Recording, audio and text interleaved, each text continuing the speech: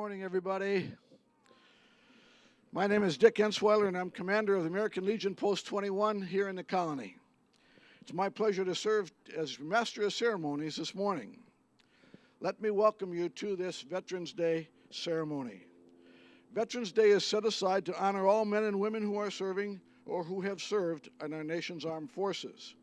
Today, I want to thank each of you who have taken the time to honor and pay tribute to the men and women of our armed forces.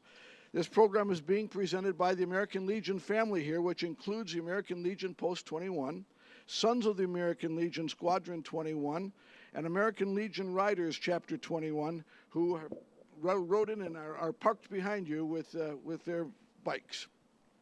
Seated before you today are Lee Lanham, who is our chaplain, Mayor of the Colony, Joe McCurry, our guest speaker, James Manis, who will introduce more later. We have our Squadron of the Sons leader, Ray Reynolds, our director of the Riders, Matt Knoll, and our singer, Lauren Billings. And by the way, it's for the introduction for Lauren, who will be up here in just a minute. She has sung a lot. She's sung in choirs. She has had leads in musicals. But probably the best part about Lauren is that she's from Milwaukee, Wisconsin, where I grew up, and we found out later that we had probably grew up about 5 or 6 blocks apart from each other. So anyway, we're excited that she's going to be with us. And she, by the way, is also a member of our American Legion Post. Before we get started now, let us pause and give thanks to God. Chaplain Lee Lanham will lead us in prayer. After that, our bugler will sound to the colors as the junior ROTC team from the Colony High School raises the flag. Lauren Billings will then sing the national anthem. So those of you that are able, please stand. Gentlemen, remove your headgear. Chaplain Lee.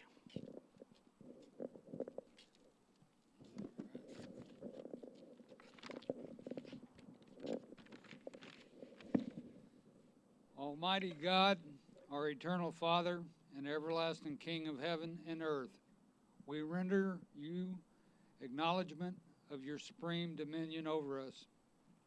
It has been 100 years since we signed an armistice with our enemies in the Great War, and for that we are truly grateful to be standing here today in celebration and freedom.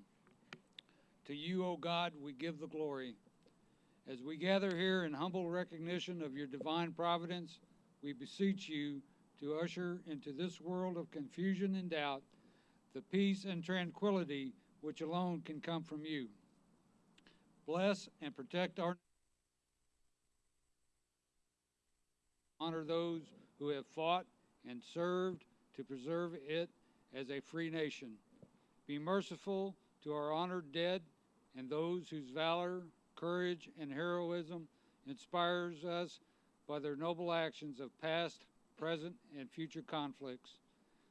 Awaken in our hearts the desire and the will to accomplish the ideals for which this nation exists, so that out of our determination and endeavor there may emerge a better world, a world founded upon faith and understanding, a world dedicated to preserving the individual rights and dignity of man, a world of tolerance and justice, a world intent on loving and serving you, our Lord and Master. Amen.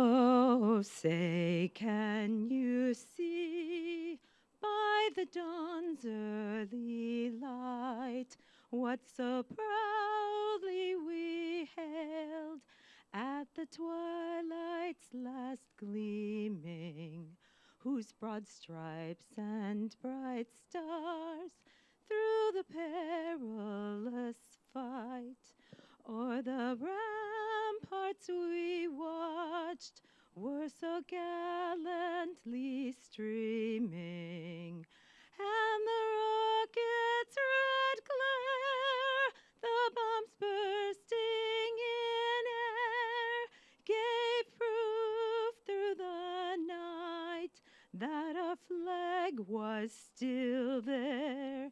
Oh, say, does that star-spangled banner yet wave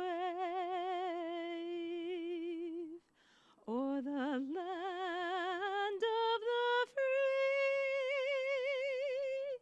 and the home of the brave?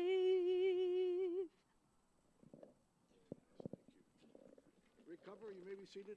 Thank you very much. You may be seated. Thank you very much, Lauren. That's beautiful. I think you all know the flags are at half-mast for the tragedy in California. No doubt you've noticed the empty chair in the front. This empty chair is placed in memory of the 80,000 Americans still unaccounted for from World War II, the Korean War, the Vietnam War, and all other conflicts. Within the American Legion, this is our continual physical symbol of the prisoners of war and those missing in action, a cause we deeply care about, namely for their return, or we want a full accounting. So please let us all, in our own way, pray for a moment in silent prayer for those missing in action.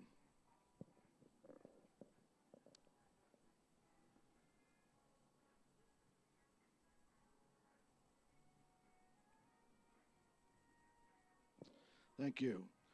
We now pay tribute to each branch of the armed forces by presenting their service flag. Those members who are currently serving or who served in a specific branch of the service, please, we invite you to stand as your military branch service flag is brought to the front. So, let's start with the U.S. Army. If you've served in the U.S. Army, please stand and be recognized. The Second Continental Congress founded the Army in 1775. It is the oldest service of the United States military. The Army is composed of two distinct and equally important components, the active component and the reserve components. The reserve components are the United States Army Reserve and the National Guard. And the mission of the Army is to fight and win our nation's wars by providing prompt, sustained land dominance.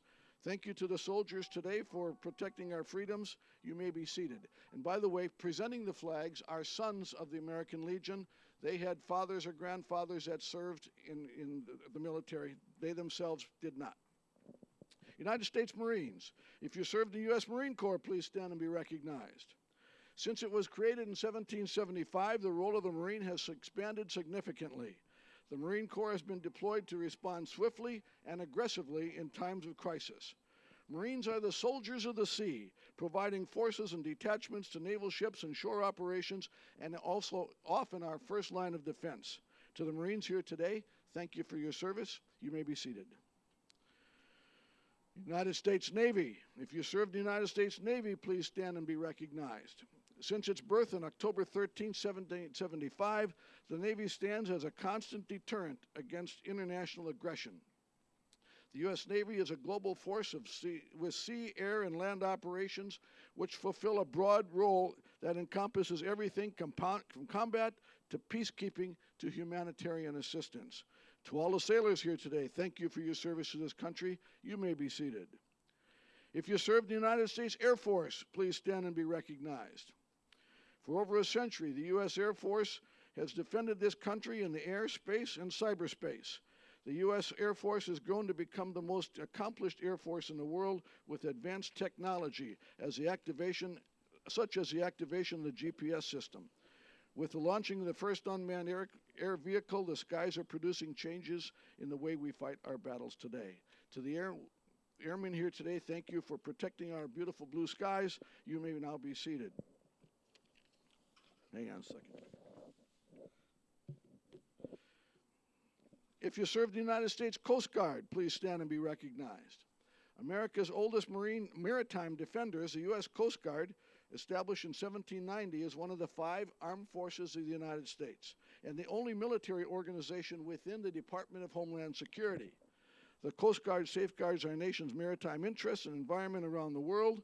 The Coast Guard provides a persistent presence along our rivers, in our ports, littoral regions, and the high seas. To all the coasties out there, thank you for your devoted service to this country. You may be seated. Now, the United States Merchant Marines, oftentimes not understood, but it is one of our armed services. If you serve the United States Merchant Marine, please stand and be recognized. Merchant Marines refers to United States civilian mariners or to the U.S. and civilian-owned merchant vessels, both of which are managed by a combination of the government and private sectors and engaged in commerce or transportation of goods and services and out of the navigable waters of the United States. Those that have served in the Merchant Marines, thank you for your service. You may be seated. So the flags are now in the stand. They look good, don't they? And they remind us of the collective effort of the members of the armed forces that sacrifice, commit, and attend to the duty of protecting our everyday freedoms. I would like to recognize everyone currently serving in active duty or in the reserves and veterans to please stand one more time and be recognized. Thank you for your service. Thank you. You may be seated.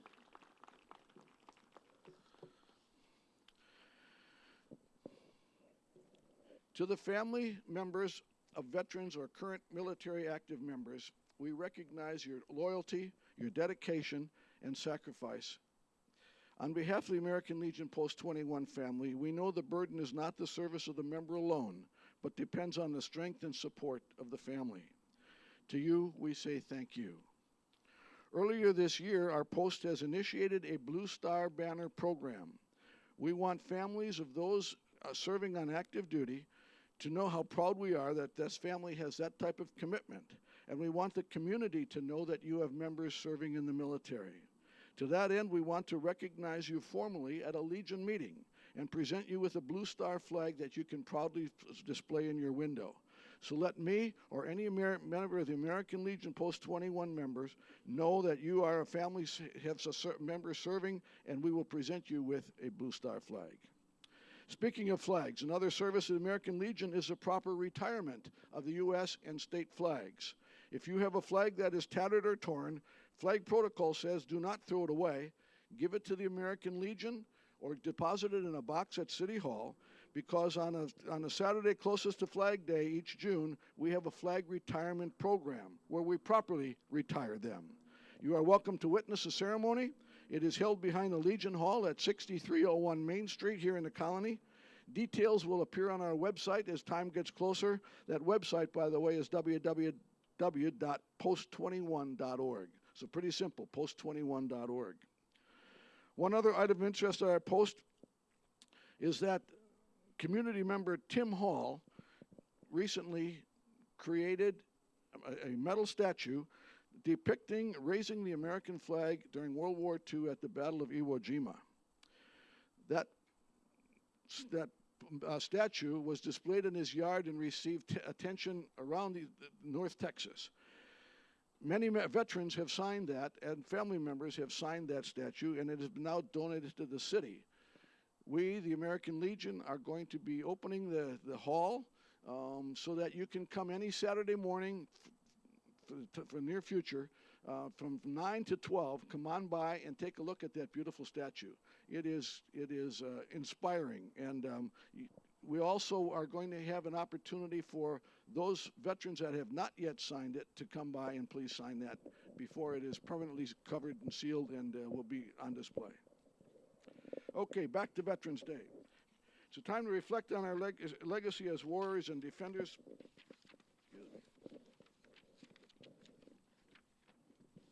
A little windy up here.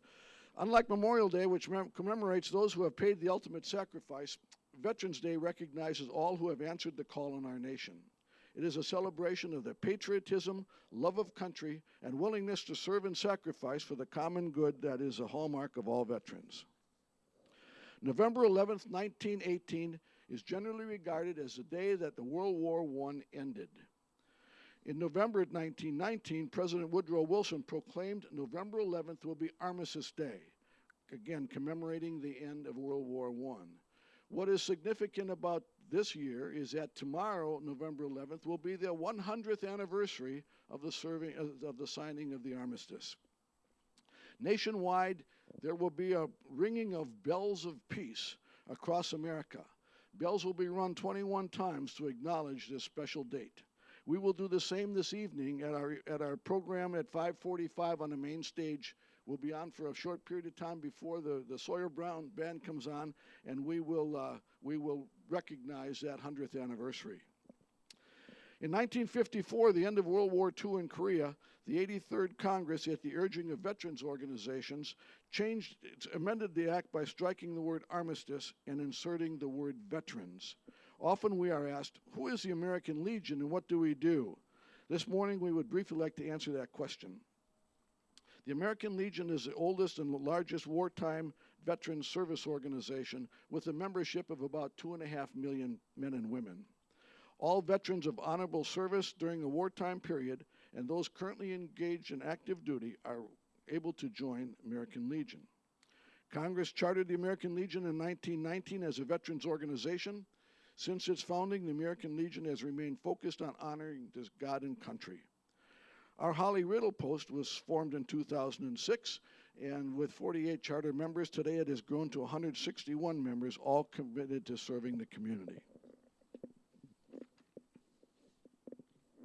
We do this through four principles of our organization. The first is national security. We believe that freedom is not free. We continually see improvement in the quality of life issues for our active duty reserves veterans and their families. Second, Veterans Affairs and Rehabilitation. Post 21 has a service officer to assist veterans and their families with filing claims and finding employment. Third is Children and Youth. We focus our time, talents, and monies on advocating for America's young people, mentoring them as they grow to be strong, healthy adults. And the fourth is Americanism. A few of the community-related items, charges that we tackle related to Americanism include Boys and Girls State. We have an annual fundraiser, a golf tournament that raises money so that we can send boys to Boys State and girls to Girls State each summer. This last year we were able to send 19 boys and 10 girls where they spent a week immersed in studying and learning about good government. Next is flag education. We help teach our youth etiquette and appreciation for the flag of the United States. We work with the Junior Officer Reserve Training Corps, or Junior ROTC. We also have an oratorical contest. Each year we sponsor a local oratorical contest whereby the high school students compete on their knowledge of the U.S. Constitution. They have a competition here locally. They then go to district. The winners do. The winners there go to state, and the winners at state go to national, where they receive college scholarships sponsored by the American Legion. So it is a joy and an honor to serve the American Legion in these and so many other ways. Ladies and gentlemen, it is now my honor to welcome to the stage our Mayor, Joe McCurry, who has a proclamation from the city. Joe. Thank you, Commander. You know, usually when we're out here, you're wanting that shade in order to not be in the sun. Now then, it looks like we should have drug those seats forward and put you in the sun, because things have definitely cooled off for this year's event. Thank you all very much for being here. It is my pleasure to be here as a member of Post 21. This is always one of the highlights of the things that I get to do throughout the year as mayor, is to present a proclamation on Veterans Day. Today there is a big celebration here all day long. As you can see, all of the things that are over here in the background from us will start up after we are done. So please stay around and enjoy everything that is put together for Veterans Day. We've got some great music lined up. Our headliners is Sawyer Brown. So stay to see them. And of course, as always, you know, the greatest fireworks show on Veterans Day right here in the park. So be here for that to witness that. But here, let me get back to the proclamation. A little bit of a commercial there, Commander. Thank you. Whereas Veterans Day affords all of our citizens a special opportunity to honor the deeds of those who sacrificed so much to answer the call to arms during the life of this great country. And whereas the City Council of the City of the Colony and the citizens of our city are all very proud of the men and women who served during World War I, World War II, the Korean War, the Vietnam War, Desert Storm, Afghanistan, Iraq, and the many other conflicts around the world. And whereas during this period of remembering those who have served and those who are still serving, we are reminded of their self-sacrifice, heroism, and honor to defend our freedom of declaration as we continue to face war on terrorism today. Whereas we pledge never to forget the lessons of those savage and costly conflicts, nor the members of our armed services who risk their lives and sacrifice to their families to defend democracy, human dignity, and the right to live in a free country. Now, therefore, in recognition of our veterans, I, Joe McCurry, Mayor of the City of the Colony, Texas, hereby salute those brave men and women of the United States Armed Services and call upon all of our citizens to give special consideration on Veterans Day, November the 11th, 2018, to those who have died or have been disabled in our nation's service, and to those who continue to serve and live in our community. Signed and sealed the 7th day of November, 2018. Commander, thank you very much. Thank you, Mayor. This, we're proud to receive this, and it will be displayed in our Legion Hall as we do each year. The city has been very, very good to American Legion, and this is just another way that they show appreciation for what veterans have done, and so we appreciate that. And by the way, congratulations on your reelection as Mayor of the Colony.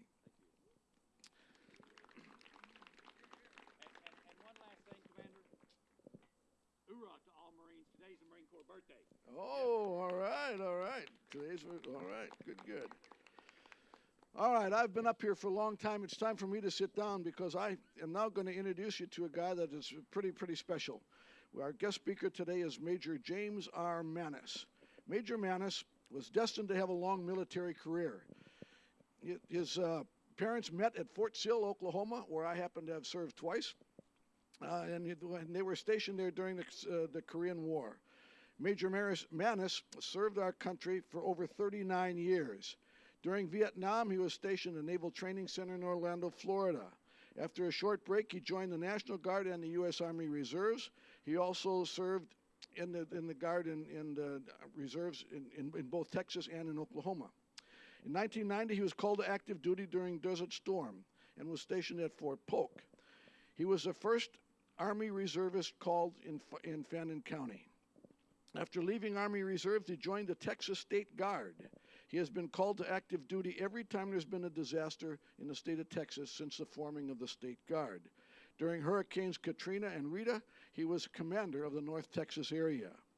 He's been a Red Cross volunteer since 1968. He's been an instructor for the Red Cross in disaster and health and safety. He was adjutant for the Legion Post 283 in Bonham, Texas. Major Maness has been married to Cheryl for 39 years. They have 3 children, 20 grandchildren, and 3 great-grandchildren.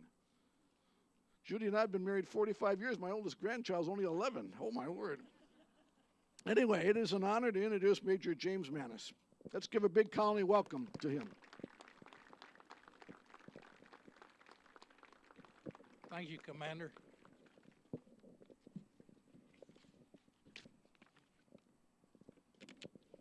Good morning. This morning I'd like to talk to you about a local hero, probably your next door neighbor, probably someone you would never even think of. Probably the guy that works in your local grocery store, probably your doctor, probably the nurse that waited on you in the hospital and took care of you. So I'm going to tell you a little bit of the history. From the volunteer units who fought for Texas independence, and the Travis Guards, who provided home protection and campaigns against the Indians for the citizens of Texas in the newly formed Texas Republic, to the civil affairs work that we do today. The Texas State Guard has a long and proud history of serving the citizens of Texas. We are Texans serving Texas. The Texas State Guard was founded in 1871. However, federal authorization for state guards did not come until World War II. In October 1940, as the National Guard was mobilized to assist in the war effort, states were authorized to organize forces to work in the state while the National Guard was active with federal service.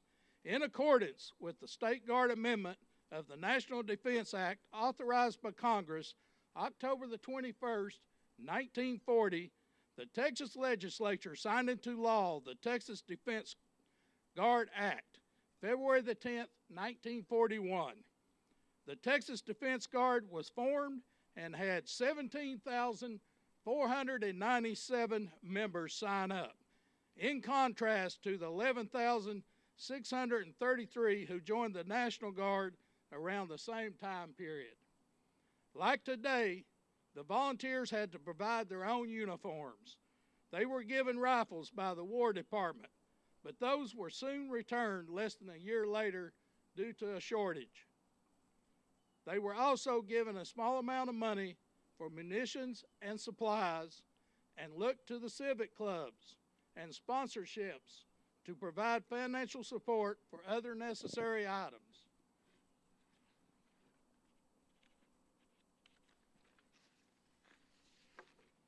The Texas Defense Guard became the Texas State Guard May 12, 1943, and the current shoulder patch was approved the following July. The State Guard was activated only 1 month later during the Beaumont riot, June 1943. Following the riot, assaults, and property destruction, Beaumont Mayor George Gary mobilized the Texas State Guard's 18th Battalion, and acting Texas Governor A.M. Atkin Jr. instituted martial law.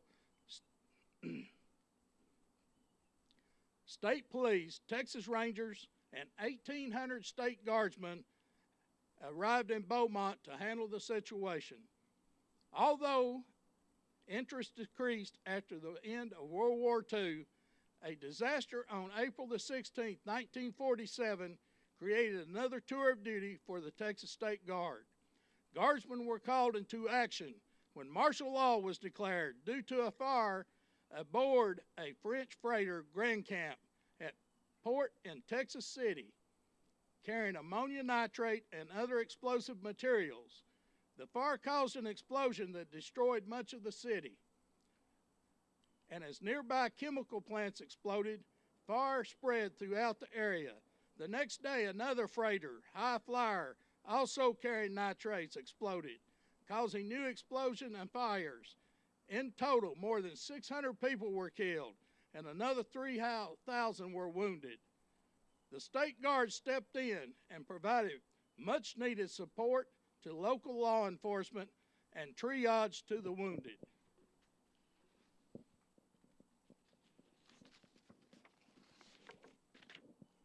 On August the 28th, 1947, the Texas State Guard disbanded, colors cased, and its members were placed on an inactive list. Even though the federal legislation authorizing the Texas State Guard had expired, the Texas State Legislature authorized the activation of the Texas State Guard Reserve Corps in January 1948.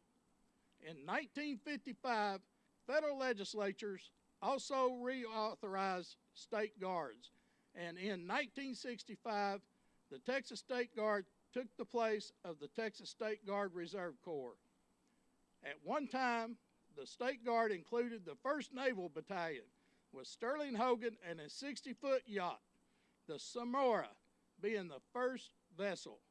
That yacht and the retired USS Texas were used for training purposes. In the early 1970s, The Texas State Guard were used as infantry and security units. The State Guard had 6 military police groups. That followed closely with the boundaries of the Texas Department of Public Safety command districts, being located in Fort Worth, Houston, Rio Grande Valley, Midland, Lubbock, and Austin.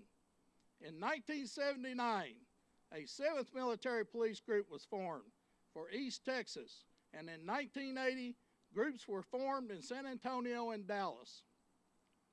In 1993, the groups were changed in 2 regiments, located in San Antonio, Austin, Fort Worth, Houston, Dallas, and Lubbock. These regiments had new colors and distinctive unit insignia. In 1995, a 7th Regiment was formed in El Paso from the 39th Unit in Lubbock.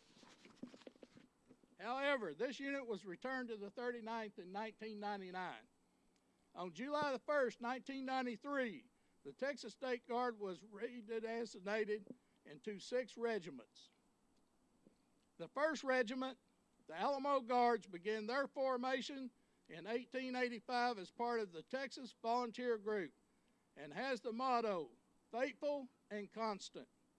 The 2nd Regiment, the Austin Grays, started in 1860 as Company A of the 2nd Regiment Infantry Texas Volunteer Guard. Their motto, work to achieve. The 4th Regiment, the Panther City Fencibles, began in 1883 as descendants of the Loyal Rifles and the Fort Worth Fencibles. Their motto, always be aware. The 8th Cavalry Regiment, Terry's Texas Rangers, began in 1861 as part of the Confederate States of America Army. Their motto is faithful in hardship. The 19th Cavalry Regiment, Parsons Brigade, also began as part of the Confederate States of America in 1862 and was formed by Colonel Nathaniel M. Buford from Dallas. During the reorganization in 1993, parts of the 7th and 9th military police groups formed the 19th Regiment. Their motto is Parsons Brigade, in memory of former units. The 39th Regiment, the Roughnecks, was composed of members of the former 9th Regiment, the Buffalo Soldiers, which began in 1871, and the 5th Military Police Group, Texas State Guard. Their motto is Semper Defenders, meaning always to defend. The State Guard started to grow, and it became clear there should be other types of services. As a result, in 1996, the 4th Air Wing was created, and in November 2003, the Medical Brigade formed. The Air Division and 5th Air Wings were established in October 2006, along with the Maritime Regiment in November of that same year. The Texas State Guard continues to provide Texas with support in state missions, from hurricanes to border security. No matter what the needs of Texans are, the Texas State Guard continues to stand ready to serve. They are Texans serving Texas. Thank you.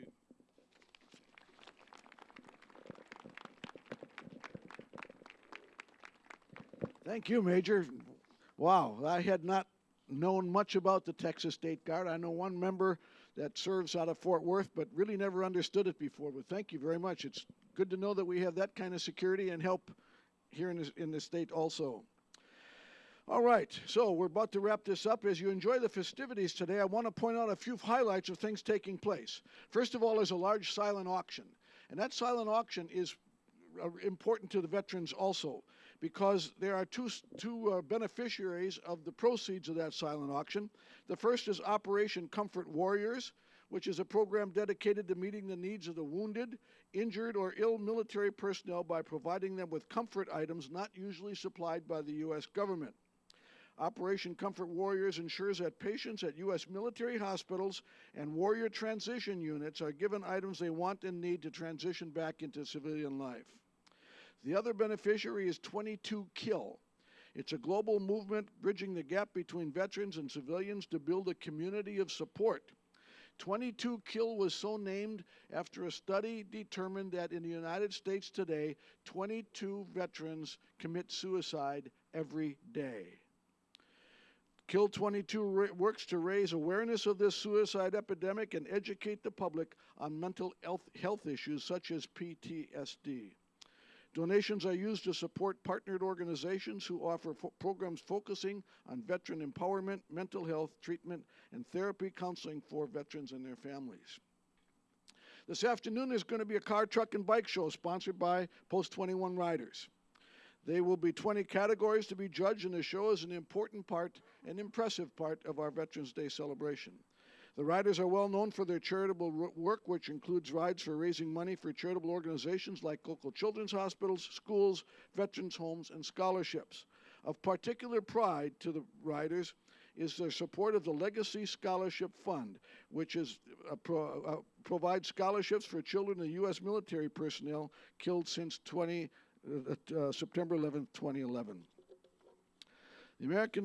The Sons of the American Legion is a program, as I mentioned earlier, of the American Legion, founded in 1932 and exists to honor and service sacrifice of legionnaires. The Sons members include males of all ages whose parents or grandparents served in the United States military and were eligible for American Legion membership.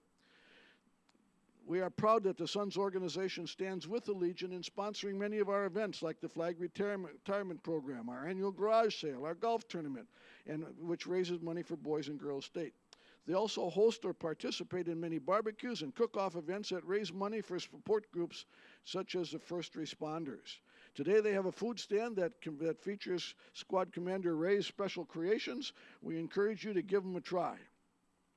I want to express our gratitude to all of you on behalf of the American Legion Post 21 for taking time to join with us today for this remarkable occasion to honor the men and women who took the oath to defend our country. We also want to thank Major Manis for his inspiring words about the Texas Guard. We appreciate that. And Lauren, for your beautiful voice, thank you for leading us in the national anthem. I leave you with this quote: "A veteran, whether active duty, retired, National Guard, or Reserve, is someone who, at one point of their life, wrote a blank check made payable to the United States government, United States of America, for an amount up to and including their life." We have a closing prayer by our chaplain. Lee, come forward, please. Uncover. First of all, I'd like to give my personal thanks to all members of the armed forces. And in due respect to the mayor, yes, it is the Marine Corps' birthday, but they wouldn't have a birthday if my grandfather hadn't been standing in France 100 years ago tomorrow. So happy birthday to the Marine Corps. Oh God, dismiss us to our celebrations in this day. Keep us all gathered in this place safe and free. Provide us your mercy and grace. Amen. Thank you, Lee. Now the ceremony is formally concluded.